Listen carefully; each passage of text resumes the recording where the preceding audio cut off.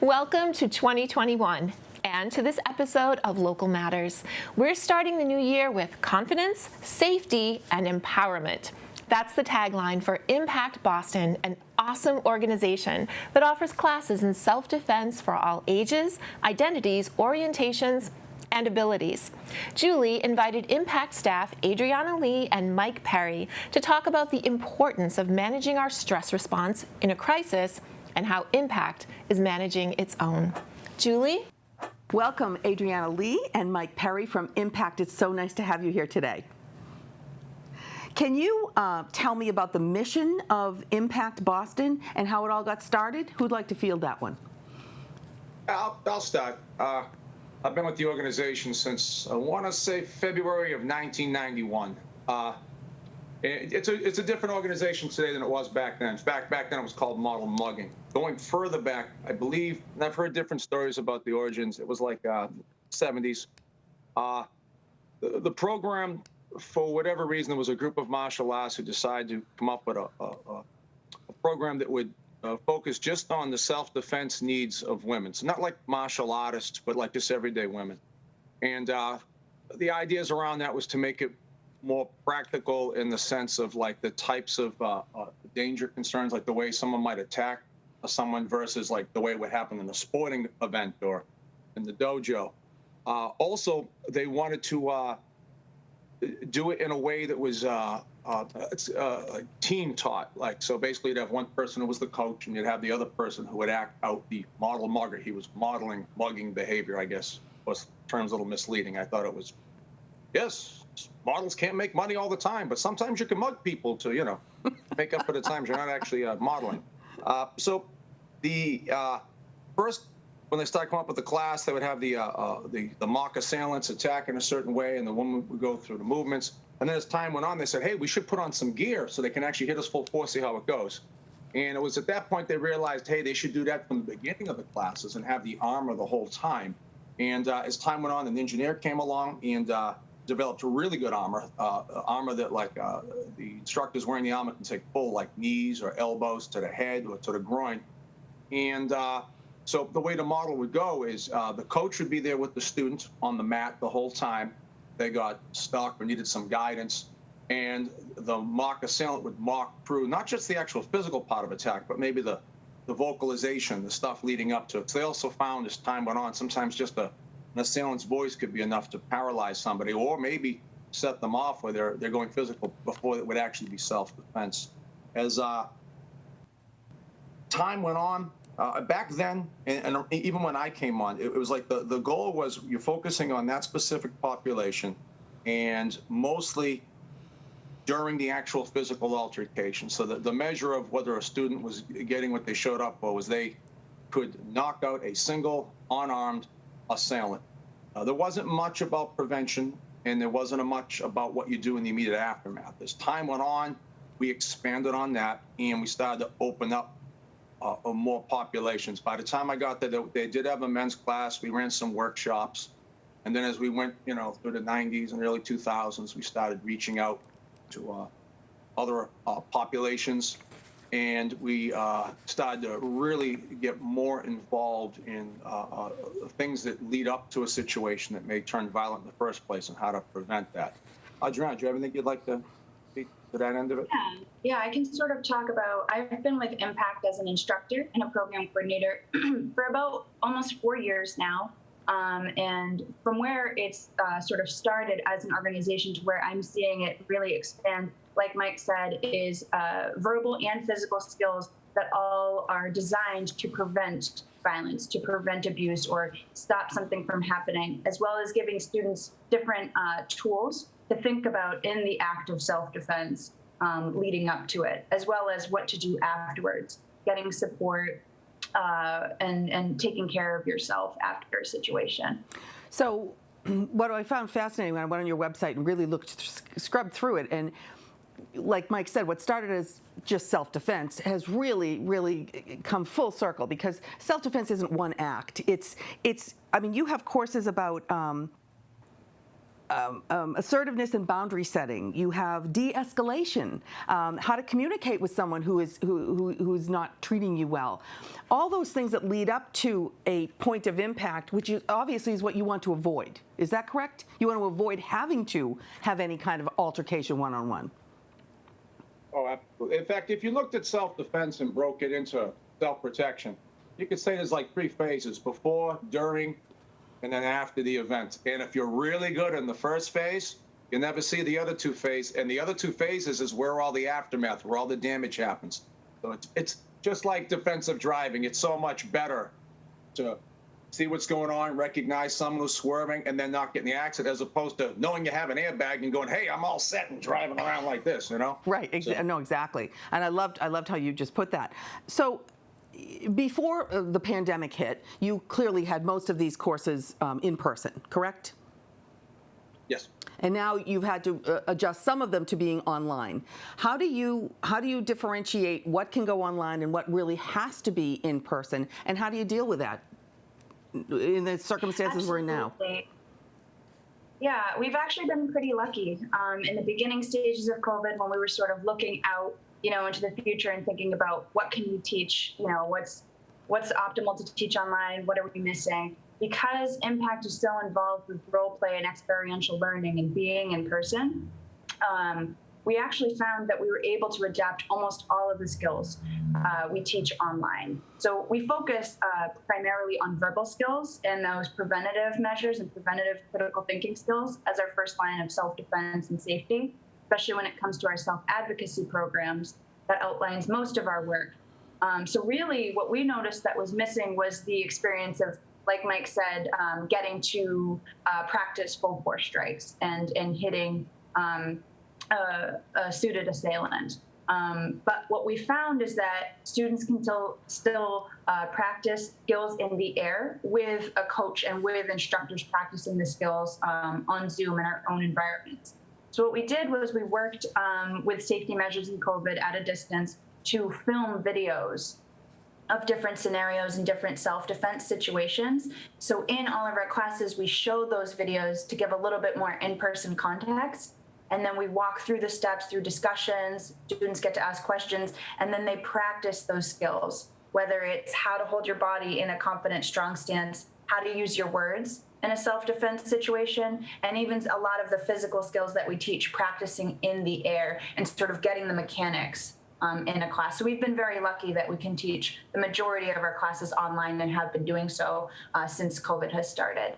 And when COVID is over, are you going to be able to bring all those students that you've had strictly just online and bring them in and have them actually show you in person how they can do these things? And I would think that would be really good for them too. I'll add that. For some groups, that is actually the plan.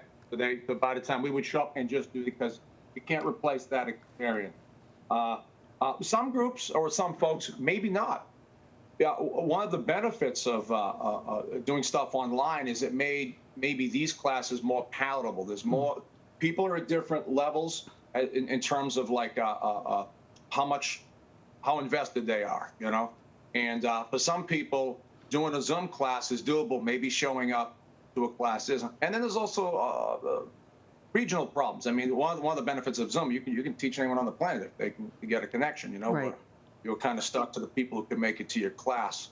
So even the folks who show up just to do a Zoom class, some of the classes don't really have much of a physical component. We've actually been able to focus on it, like adrenaline management, the de-escalation classes. These are all classes that people can probably get what they need just from doing the Zoom class. In fact, after the pandemic's over, we still plan on keeping some of the Zoom classes, but we still will get back on the mat and pick up and resume that type of training as well. Sure. And how did you get into self-defense training, Mike? I grew up in a neighborhood where it was, late 60s, early 70s, and there was a lot of violence, and there was stuff in the house, outside the house, so. And it was also right around the time the whole martial arts boom was hitting, so I got involved with that. And I figured, I'll learn how to move like Bruce Lee, and I'll just beat up everybody who comes at me. And the way it actually served my self-defense wasn't so much in the fighting, although I did have a fair amount of fights growing up in that neighborhood. But the bigger thing it did for me is it took me out of the neighborhood. And while I was practicing doing martial arts, I wasn't doing drugs. I wasn't drinking. I wasn't involved in crimes and stuff like that, which actually was the real way it served my self-defense. And as I was doing that, I was like my young 20s. I was very much into that. I was already a black belt in a couple different arts. I saw an ad in a bookstore in Chinatown where I was buying more self-defense books and training methods stuff. It was around the time the whole cottage industry came up with videotapes of all these different, it was before the internet. I know it's hard to believe. I remember. Yeah. And the ad was, it said, it was back to those model mugging. It said, model mugging needs a few good men. And I had a picture of the student instructor kind of coming at a woman, and she was kicking him. And it was misleading. I thought I was going to be the guy on the side telling her, kick him harder. It didn't have arrows pointing to the guy in the armor saying, this is you, Yeah. Too exciting there looking at the bottom of people's sneakers. But I was interested, came down. I was pretty much blown away with there was a graduation process they had. It was the final class, and you got to see the students going through. It wasn't rehearsed or anything. How they actually could hit full force and how they were, going through the scenarios would look as realistic as you could get while still maintaining safety. And I was pretty much blown away. And well, here I am today. I guess I liked what I was doing. Well, and it works. It clearly is very effective. Adriana, you're a program coordinator and an instructor. How did you get into this? Absolutely. So I actually found Impact by accident. So I had been working for our affiliate agency, Triangle Inc., which is an agency that serves individuals with disabilities. I had been working as a coordinator there. As a result of the partnership, we were allowed to take Impact classes for free. And this was about 4 years ago. At the time, I had just started getting into basic traditional Chinese Kung Fu and sort of trying my hand at self-defense there. And while it was really great and it served its purpose for me to learn strikes and learn to feel more in my body, I was really looking for more, sort of dealing with the adrenaline management as well as the trauma. And so I had found the class through working for Triangle. I took a weekend 20-hour women's self-defense course.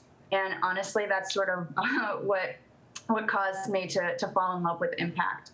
There was something more to my experience of being able to deal with my personal trauma and still deal with that fear and defend myself that the class taught me. So from there, I just became really interested in it, and I applied to become an instructor. And while that has been an amazing feat, it's still a journey that I'm going through in the process of working with students and learning even more about self-defense than honestly I thought I ever could.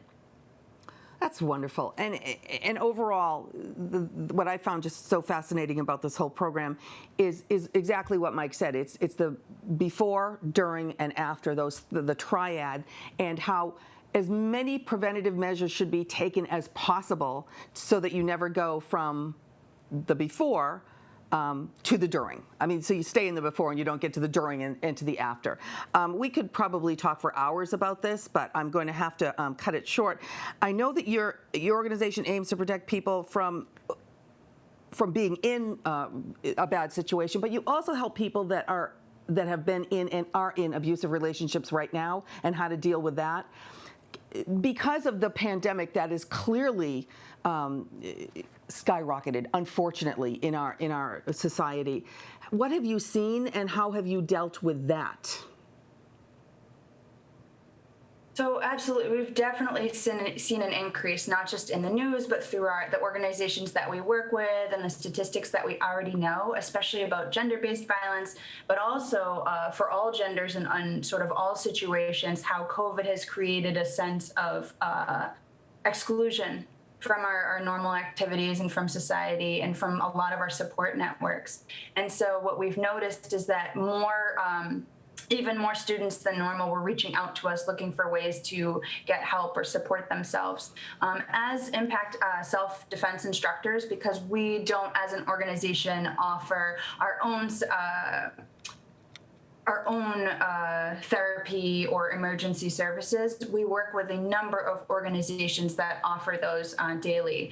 So while I can't give immediate advice to what's going to work for every individual, I can direct for those looking for help, whether it's immediate or long-term. If you visit our website at www.impact.boston.org, there's a list of resources both for immediate as well as transitional services. To name a few, there's access to the Boston Area Rape Crisis Center, going out more nationally. There's the Disabled Persons Protection Commission, Jane Doe, national suicide hotlines, as well as domestic violence agencies that help those individuals that are in crisis. That's excellent. And it's all tied together. All of this is just, the mental health of it, the stress, the physical well-being of people is so tenuous right now. What a wonderful organization you have. Again, it's Impact in Boston, and we'll put up all the information. We thank you so much for joining us today. This was great, and thank you very much, and have a really good and wonderful 2021, let's hope. Thank you. Back to you, Elizabeth. Thank you, Julie, Adriana, and Mike. For more information on Impact Boston, visit impactboston.org. Silly question. Has your small business been impacted by the COVID-19 pandemic? On January 4th, the Baker-Polito administration announced a $668 million small business relief package. While the program, in part, relies on the pending federal relief bill, the Baker administration will start releasing millions in new funding. This program will target the industries most hard hit during the pandemic, including restaurants, bars and caterers, indoor recreation and entertainment establishments, fitness centers, photographers, videographers, and other event support professionals, personal services, and retail. This is some good news. To learn more, visit the website at mass.gov. Edgar Allan Poe cultivated the mysterious and the macabre as the premise for his short stories and poems, and he has returned from beyond the grave for a special virtual event on January 15th. Join the author himself, as portrayed by literary historian Rob Villella, as he reads from several of Poe's works. Some you know well, and some you may never have heard. This free event begins at 6 p.m. and is so popular, the Zoom capacity is full. So the Mount Auburn Cemetery will be streaming it live on their Facebook page.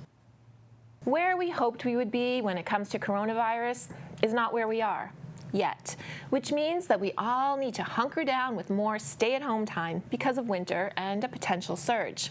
While we all know the science and masking up, social distancing, and hand washing are second nature to us now, mitigating the psychological stress and anxiety of life in lockdown is complicated, but equally important.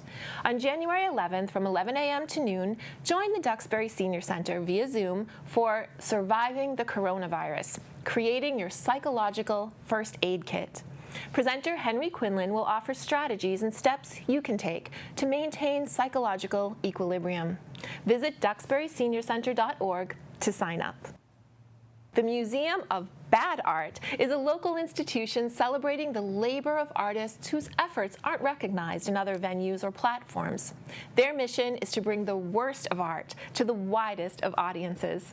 To that end, Louise Riley Sacco of the museum invites you to join her on January 12th for the Zoom event MOBA 101, Introduction to the Museum of Bad Art. It starts at 6 p.m. and is hosted by 3 local public libraries, Hyannis, Weldon Memorial, and Marston's Mills. To register, visit the Hyannis Public Library's Facebook page.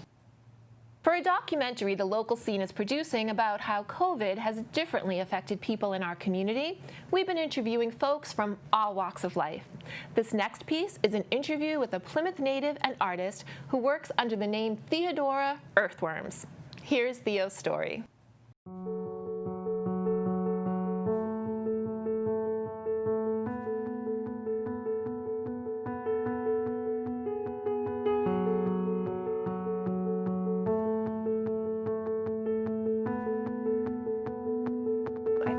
First realized that it was going to be a really big deal when I was working on, I think it was March 12th, I was working at the MFA, which was the job that I had before COVID, and they actually shut down the middle of the day and sent everyone home, which I don't normally do, and ultimately they ended up being closed for about 6 months. But that day, nobody really kind of understood that it was as big of a deal as it really was until later. It was maybe a week or so after the Biogen conference. Suddenly everyone was like, oh my gosh, like this is kind of maybe a bigger deal than we thought. And then there was supposed to be a party that was actually supposed to be at my house, a going away party for one of our friends who was getting a job across the country. And we were thinking it was going to be okay because we all work together anyway. And then the day of, I just kind of freaked out. I was like, we're not doing this, nobody come over. And that was when it really kind of set in, because everyone in my friend group was like, oh, this is real. It's impacted my work life pretty drastically. Fast forward to November, I am working construction full-time for my dad's company. So I'm doing carpentry labor work. And I also have been painting offices for my mom at her job too, Back TV. And also I put a lot more time and effort over quarantine when I had the chance when I was still on furlough from the museum to kind of work more on my art. I'm an artist by trade, that's what I went to school for. I rented a space out of Dorchester Art Project starting in July, and that's been a really great community. They do a lot of activist work with Freedom Fighters Coalition and just for the town of Dorchester. So it's been really cool to be a part of that and be able to lend my services in a way that I can without interacting with too many people. I started making art a really long time ago. I was maybe about 12 years old and I started doing commissions. So it's not a new thing for me, but it's always been secondary to my day job. And I haven't really had the time to kind of just focus on a studio, which I sort of don't anyway, but the beginning of this year gave me kind of a chance to do that because I was getting more income through the PUA than I was when I was working. So I had some extra time to pay my rent and just focus on art and kind of de-stress, which was I was very lucky to have that privilege.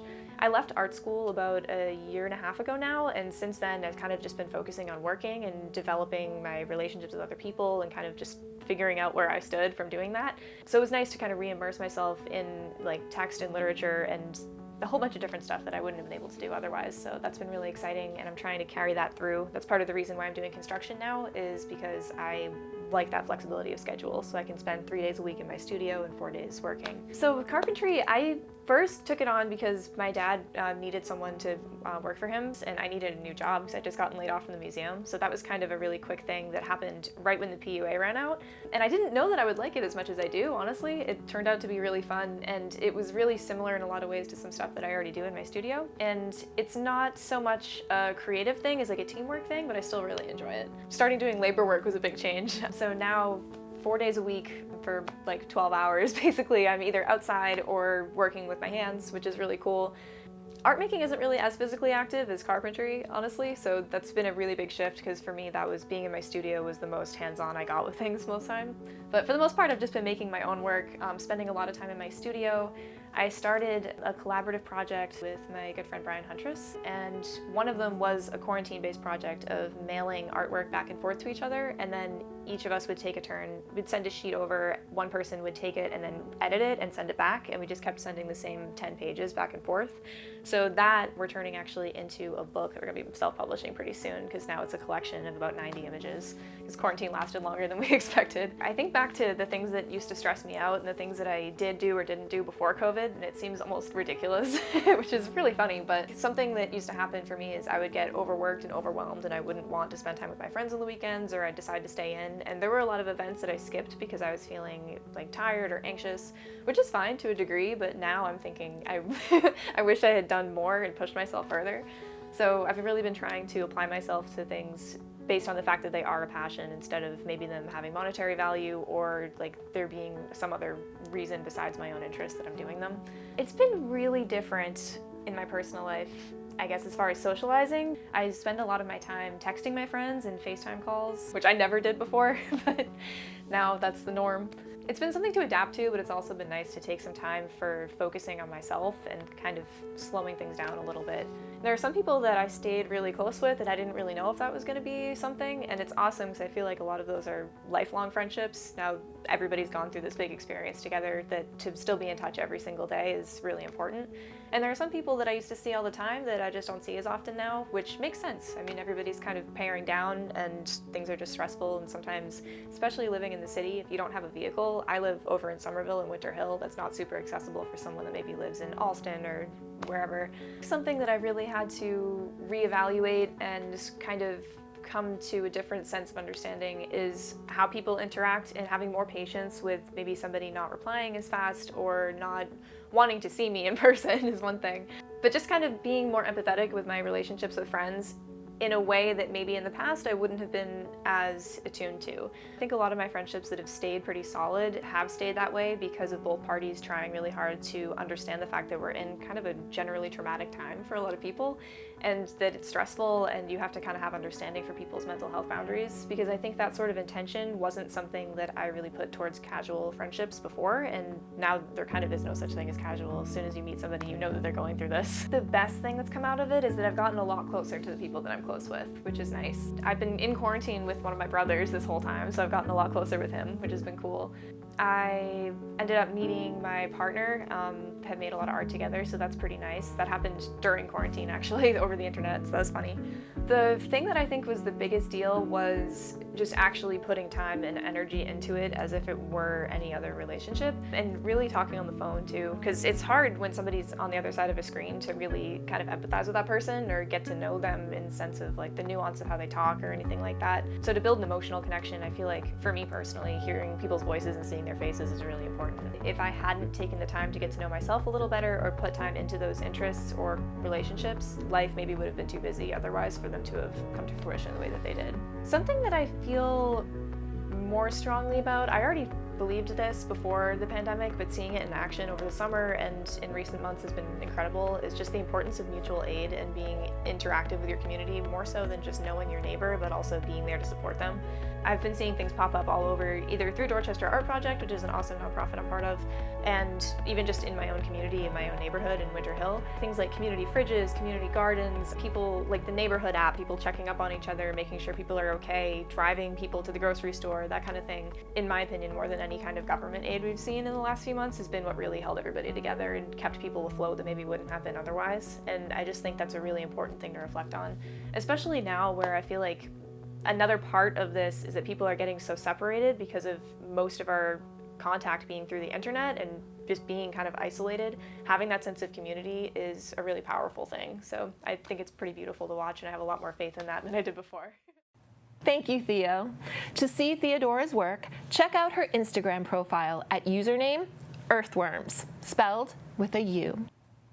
On January 10th, 1971, Masterpiece Theater first aired on PBS, going on to become the longest-running weekly primetime drama series in American history. On January 13th at 7 p.m., join the Plymouth Public Library to mark 5 decades of shows that have transported viewers to another time and place. At this virtual celebration, you'll share memories and discuss favorites like Upstairs, Downstairs, Sherlock, Downton Abbey, and so many more. Visit the library's website to register.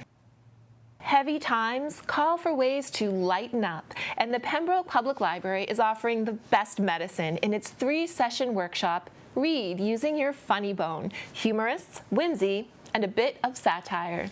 Beginning on January 13th, join presenter Roz Kubek for a lively Zoom introduction to works of satire and humor, focusing on the devices a writer uses to hit our funny bone in just the right way. Using work samplings from writers ranging from Mark Twain to Shirley Jackson, Ogden Nash, Dave Sedaris, and more, these January workshops will make these dark winter months that much brighter. Visit the library's website to register. High school students have had to adapt enormously, including in the way they think about applying to colleges. Stand Out for College partners Ron Fuchs and Jackie Tepper have teamed up with the Concord Public Library to offer high school students and their parents a free Zoom presentation on the changing college admissions landscape. Many schools have gone test optional for this admission cycle and are placing greater emphasis on a student's character and how they've been able to help others during this challenging time. Register via the Concord Public Library's website for this January 14th program, which begins at 7 p.m. and will run for 1 hour. Do you have a used laptop with Windows Program 7 or above that you're no longer using? Consider donating it to the Kingston Senior Center's refurbished laptop program. With so much of our human interaction gone virtual, your old laptop can make the difference in whether or not a deserving senior sees a smiling face looking back at them. Since no walk-ins are allowed right now, simply call the Senior Center at 781-585-0511, and they will make arrangements for you to drop off your gift to be sent out and refurbished for the senior who can really use it. Howie Fairstein is the author of 2 chapbooks, Play a Song on the Drums, he said, and Out of Order, 2 full-length collections, Dreaming of the Rain in Brooklyn, and Gugoots and Other Poems. A 5-time Pushcart Prize nominee, his work has been published in several magazines and journals and online.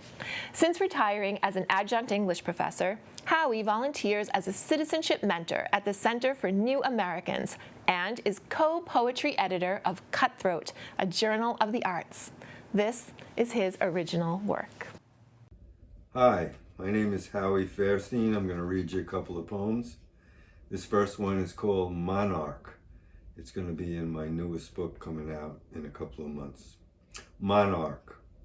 Anchored to a spent daisy in the forge of continuous summer, an orange and black speckled butterfly had spun her silk pad, had shed caterpillar skin, had burst capsuled chrysalis, and I named her Whitman and water and wind. Her forelegs vestigial held close to her body, and I named her fish and sparrow. And when she lifted with a sound of light rain, she flew beyond milkweed stalks, above a caution sign and grooved pavement. Unbent, unbridled, and I named her otter and fire. And when she rose among asters and comets, luminous. When she stroked through cloudless blue, unclosed, unbidden, I named her unmechanical. Now I call her mist and dawn. I looked, knowing her gone, a pool of blue shade in her place. And now I'm going to read a couple of poems from a book called Gugoots and Other Poems. First one is called Provincetown. There were mulberry limbs twined with mimosa branches leaning close to the back door. Stretching, I could barely reach the fruit hanging high above a narrow path. Mulberries for breakfast, mulberries with lunch. Our teeth stained that whole week. Each of us believed the other was dreaming. Imagination wasn't necessary. Late afternoons, we took the small, crooked side streets leading to the harbor, passing scrolled awnings and furled flags, porches intaglioed by purple morning glories. A raft of eider ducks with their black bellies and white backs visible from the bleached wharf. It was July 4th, nearing dusk, when we joined the promenade up Commercial Street. Couples arm in arm, men with men, women with women, women with men. The smell of mud at low tide. A street musician played a Bach suite on her viola, an elegantly dressed woman singing from Carmen in faulty French. Down one clamshell alleyway, I thought I heard a Bob White's whistle call, perhaps answering those first explosions. Long Point Light and Pilgrim Monument always in the distance. The mast of the schooner Rose Dorothea, threatening to rise through the library steeple, and at every open space between crowded shops, at every corner, fireworks erupting. The children's moon at first quarter as the sun dropped lower, already the days beginning to shorten. Once we reached the West End breakwater, we forgot everything. That's what we told each other. Imagination wasn't necessary, each of us believing the other was dreaming. Then we swung round and strolled back, stopping in a painter's studio where a show was being hung. The artist said, I don't want to know what I'm painting. But every move she'd made had intention, every step we took, the bleeding berries, Bob White calling its mate, light tumbling off runged constellations, each star in the ladder tipping over, spilling song, filling the darkness that finally stretches over Land's End, the bursting flame over half the world. And one last one, a short one, also from Gugoots and Other Poems, which was published by Press 53. This one's called To the Wary Fox Sparrow Rustling in the Leaf Litter. I have never given up on you, your sporadic visitations. Live on through the present extinction. Never abandon me, no matter my home. Visit me in the 3rd month of the year of my death. Visit me again in the 11th month. Always signal the end of winter as you mark its beginning. Thank you. Thank you, Howie, and thank you for staying with us for this episode of Local Matters. We know this isn't easy for any of us, but while we're sheltering and safe at home or in our restricted work environments, even though we don't see you, we know you're still there, and we're still here for you. Have a safe and happy week. We'll see you next time.